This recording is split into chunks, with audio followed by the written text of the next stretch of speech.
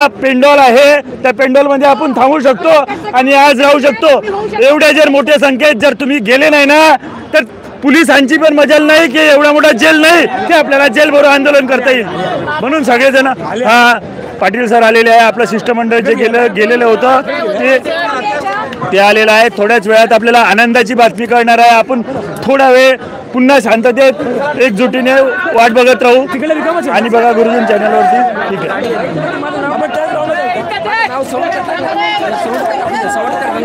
बरं बरं हे यांनी आता क्लिप तयार केली का नाही काय माहिती, मी पकडून होतो ना पण मी बघतो। सांगितलं असेल ना तुम्ही नाव सांगितलेलं आहे।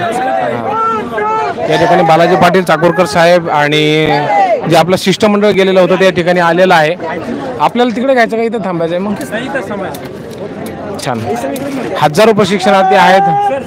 सर तुम्ही इकडे या ना, छत्री मोबाईलमध्ये पाणी जाईल इथं, यांना थोडंसं घ्यावं सर, कव्हर करा।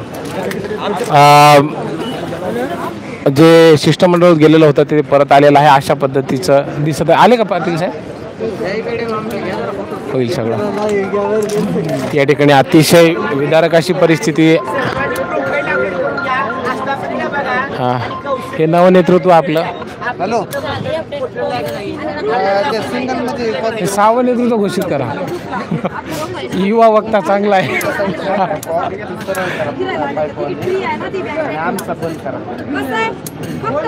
कविता ताई कुठं त्या पहिल्या जण आहे त्यांनी ह्या ताई सोबत बोलले काय ताई तुम्ही कुठून आले? लेडीजला यायला प्रॉब्लेम होतो। माझा मुलगा 17 वर्षाचा आहे, मतिमंद आहे आणि एका हातापायाने अपंग आहे। मी एवढ्या लांबून इथे आलेली आहे। सरकारने योग्य निर्णय द्यावा माझी अशी अपेक्षा आहे, कारण की प्रत्येकाचे काही ना काही प्रॉब्लेम असतात सर। आम्हाला ह्या जॉबची खूप गरज आहे। मुख्यमंत्र्यांनी आमच्याकडे, आम्ही त्यांच्याकडे एका आशेने बघतोय, त्यांनी आमच्यासाठी योग्य तो निर्णय द्यावा एवढंच मला त्यांना म्हणायचं आहे। कोण्या ठिकाणी कार्यरत आहे? मी जळगाव जिल्ह्यामध्ये थोरगाव गावात उपकेंद्राला कार्यरत आहे, आरोग्य क्षेत्रामध्ये तिथे मी कार्यरत आहे। मी नियमित जाऊन तिथे काम व्यवस्थित करते आहे, माझी कुठलंच प्रॉब्लेम नाही आहे। पण त्यांनी आमच्याकडे थोडंफार तरी सहाय्य करावं सर। माझ्या मिस्टरांचा पण पाय मुडलेला आहे, मुलगी माझी 7वीला आहे आणि माझा मुलगा पण अपंग आहे सर। मला खूप जॉबची गरज आहे। बघा, प्रशिक्षणार्थींनी अतिशय मेहनतीनं काम केलेलं आहे। काम आणि प्रशिक्षण राहिलं बाजूला, परंतु मानवतेच्या दृष्टिकोनातून तरी सरकार प्रशिक्षणार्थींना, जसं ताईंनी सांगितलं की मुलगा 7वीमध्ये आहे, दिव्यांग आहे, पती जे आहेत त्यांचंसुद्धा ते मला वाटतं आजाराने ग्रस्त आहे, त्यांचा पाय तुटलेला आहे आणि अशा परिस्थिती असताना एकंदरीत कुटुंबाची जबाबदारी त्यांच्यावरती आलेली आहे। ते इमानीद्वारे प्रामाणिकपणाने त्यांच्या आस्थापनेमध्ये काम करतात जळगाव जिल्ह्यामध्ये।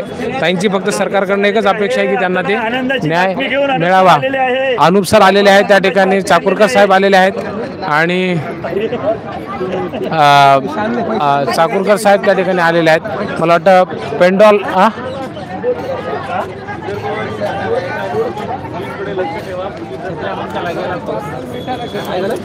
अनुप सर त्या ठिकाणी आलेले आहेत, येऊन राहिले का? बरं बरं, बघा अनुप सर तुम्ही बघू शकता, तुम्ही बोला। अनुप सर त्या ठिकाणी आलेले आहेत। सरकारचा निरोप आहे सर। आता सर्व जे आपलं नेतृत्व गेलेलं होतं ते 5ही जण मिळून आपल्याला जे आहे ते निर्णय सांगणार आहेत।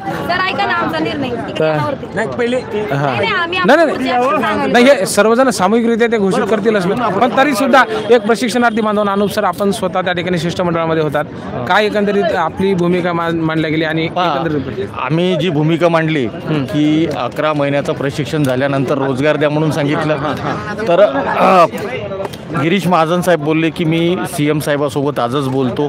त्यांच्या OSDनी सगळ्यांनी सगळ्या शिष्टमंडळाचा नंबर घेतला आणि ते म्हणाले की आम्ही मीटिंग लावतो। मीटिंग लावल्यानंतर पुन्हा आरक्षणाचं पण सांगितलं की जी मेगा भरती होईल त्यात 10% आरक्षण पाहिजे।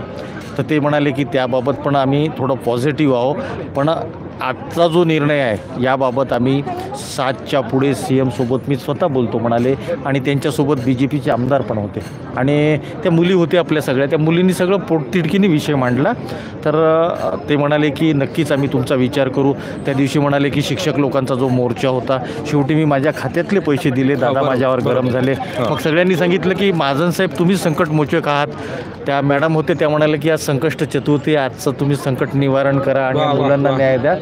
तर ते बोलले की निश्चितच प्रयत्न करतो, त्यात बिलकुल दुमत नाही आणि सगळ्यांचे नंबर घेतले, तुम्हाला व्यक्तिशः आम्ही बोलावतो, मीटिंग घेतो असं बोललेले आहे. त्याच्यामुळे आशा सोडायची नाही. बरं.